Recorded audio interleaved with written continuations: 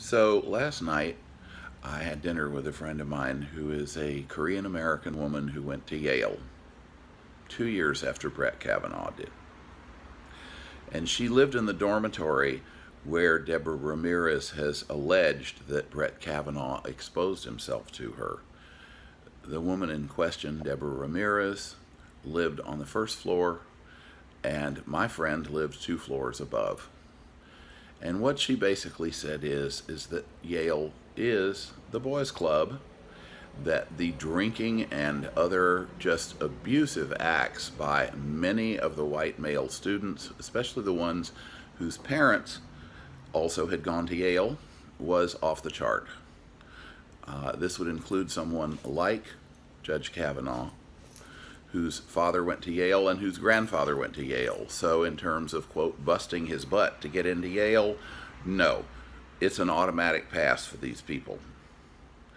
She basically said she did not know Brett Kavanaugh, but she knew lots of boys, young men who drank excessively for sport and who just did all kinds of things, especially to women of color who were otherwise invisible. She said the abuse was so bad that the first year she wanted to come back home to California where she, quote, felt safe. And that was the gist of our conversation. I, as a gay man, her as a woman of color, we feel safe in California, but she did not feel safe at Yale.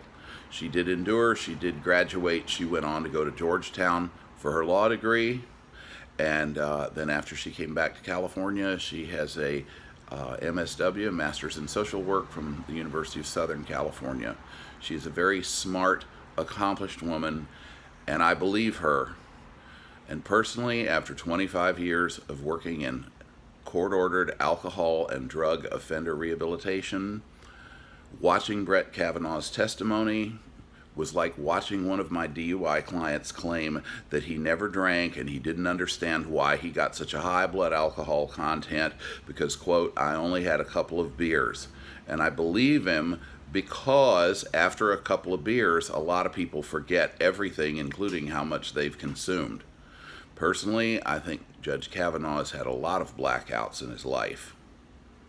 And it's sad, but he has no business being on the Supreme Court. He needs to get into a recovery program because by his own admission, he still drinks.